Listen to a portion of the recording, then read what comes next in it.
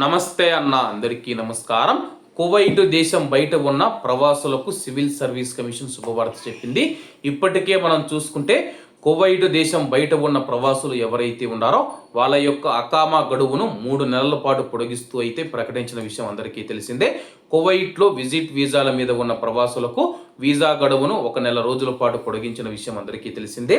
ఈ నేపథ్యంలో Kuwait airport మూసివేత కారణంగా విదేశాలలో చిక్కుకుపోయిన కువైటీ ఉద్యోగులకు మరియు ప్రవాస ఉద్యోగులకు సివిల్ సర్వీస్ కమిషన్ శుభవార్త చెప్పింది. ప్రభుత్వ రంగంలో పనిచేస్తూ ఉన్న ఉద్యోగులకు మాత్రమే కువైట్లో ప్రస్తుత ప్రాంతీయ పరిస్థితుల వల్ల ప్రభావితమైన ప్రభుత్వ ఉద్యోగులకు సంబంధించి civil service commission 2026 circular number 4ను జారీ చేసింది.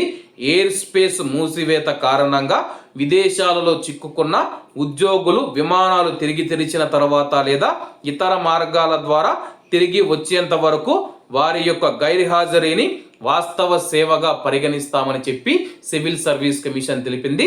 ప్రస్తుతం ఎయిర్పోర్ట్ మూసివేశారు కాబట్టి కువైట్కు రాలేకపోతూ ఉన్న ప్రభుత్వ ఉద్యోగులు ఎవరైతే ఉన్నారో వాళ్ళు కువైట్లో పని చేయకపోయినా సరే కానీ వాళ్ళు పని చేసినట్టుగానే పరిగణిస్తామని చెప్పేసి ప్రకటించడం జరిగింది.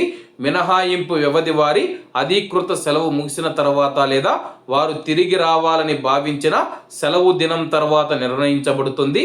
వారు తక్షణ లేదా ఉన్నత స్థాయి పర్యవేక్షకుడిచే నమోదు చేయబడుతుందని చెప్పేసి ఆ తర్వాత 2026 సర్కులర్ నెంబర్ 4 ప్రకారం అధికారిక వ్యవస్థల్లో ఈ వ్యవధి నమోదు చేయబడుతుంది. సెలవు ఇంకా ముగియని ఉద్యోగులు తమ సెలవును కొనసాగిస్తారని చెప్పేసి ఆ తర్వాత మాత్రమే ఈ విధానం వర్తిస్తూ ఉంది.